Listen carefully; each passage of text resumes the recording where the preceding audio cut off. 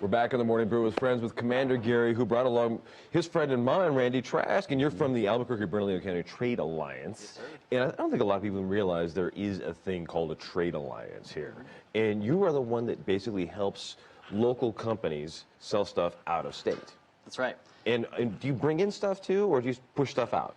It's mostly export promotion. Excellent. So what we'll do is any company that has an interest in getting into a foreign market, it's a service, it's free of charge, and we'll help do some market research. We do trade missions where we'll subsidize the costs of some of the booth space and things like that.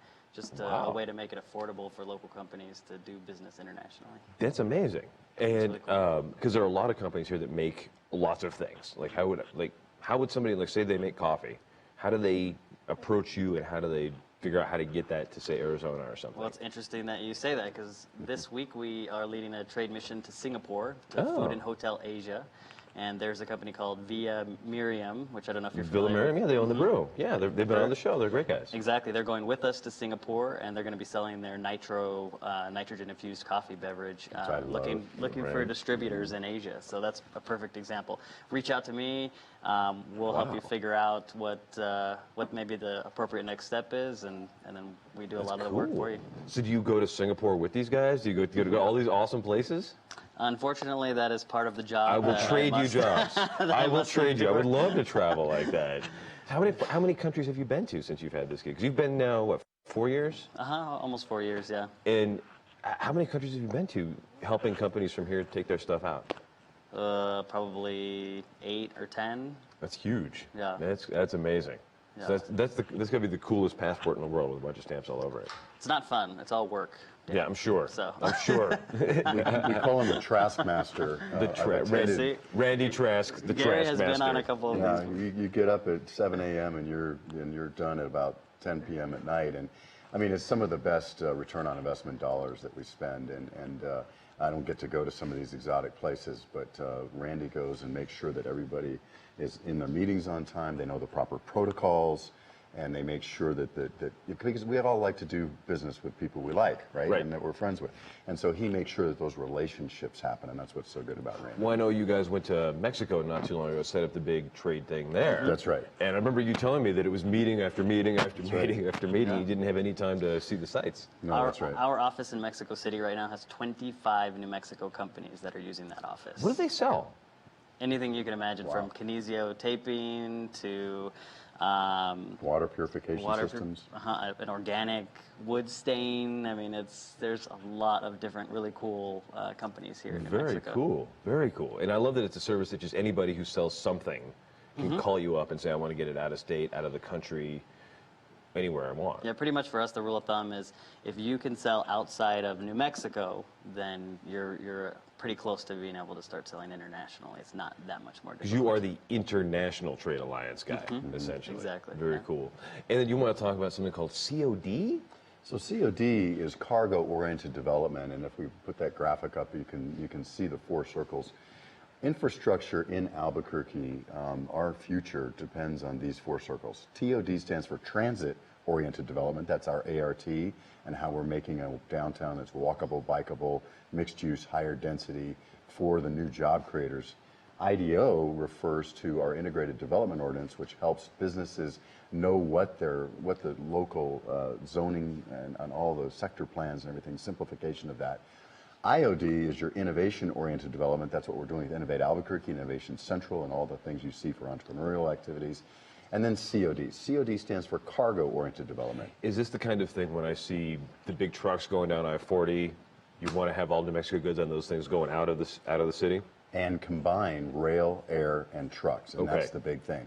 And we now have the attention of BNSF, which is a big deal. They're the people who are really taking a lot of the goods and services through on rails right by our city. Well, and there's a big deal with that down south. I know in the Santa Teresa area, that has built that whole area, really. That's right. So how do we bring it here? It doesn't sound like an easy thing, because Santa Teresa, like, they've got a border, they've got some major highways, they've got a $4 billion rail system down there. So you're just describing everything that we have in Albuquerque. But no, I didn't even know we had all that, really. Yeah, we do. We do. In fact, this is a city of less than 1 million people, right? The metro area. Right. And for us, it's totally normal that we have 2 major interstates intersecting in the middle, that it only takes us 15 to 20 minutes to get anywhere in the city. Right. The people of Valencia County have up to 110 trains going by every single day.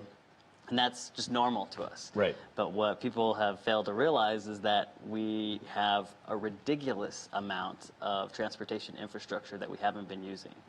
Such as rail and... We have rail, air, and truck. Yeah. And I think And the capacity for it, too? And tons of capacity for it.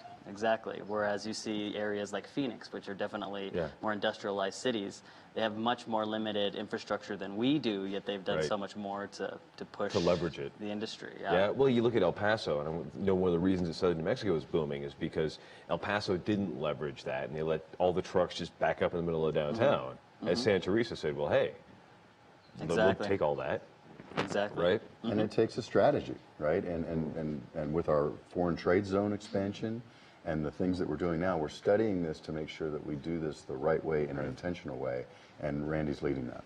So what kinds of goods are you looking to, and this isn't services, it's only goods, right?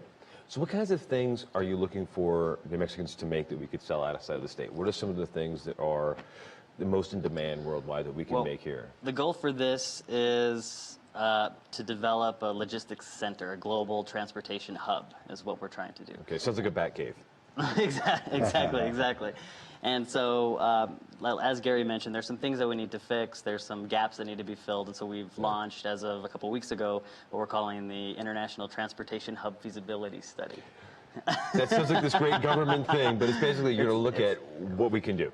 So we've hired some consultants, a firm called Cambridge Systematics, which is the world's experts in transportation planning. They're going to do a full-blown analysis on those gaps that need to be filled, policy changes, and then specifically to answer your question, which industry sectors could Albuquerque be most competitive in from a transportation and distribution perspective?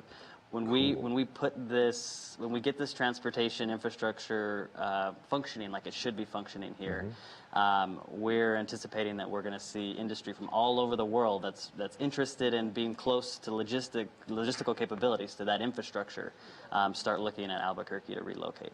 And this is a quick study. We want this administration, and Mayor Berry really says, pinch every penny, be effective, and have high efficacy for our spend.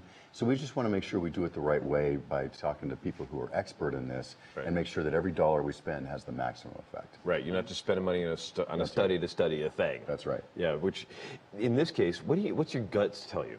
Is it, I know we have coffee, we have chili, we have all of that stuff. Is that the stuff people want, or are they wanting some of our high-tech stuff? I know like the guys, I know we sell, and the guys from Sennheiser make some of the best microphones and headphones in the world, and they sell them. Is that the kind of stuff people are looking for? Gary's actually going to be meeting the CEO of Sennheiser in a couple of weeks. Yes. Bring that guy on the show. We would love to talk to him. Yes. To thank them for their investment in Albuquerque and for 10 years of creating jobs here in manufacturing. Right. A lot of people don't realize that that particular plant in Albuquerque is one of only 2 plants that they have outside of Germany.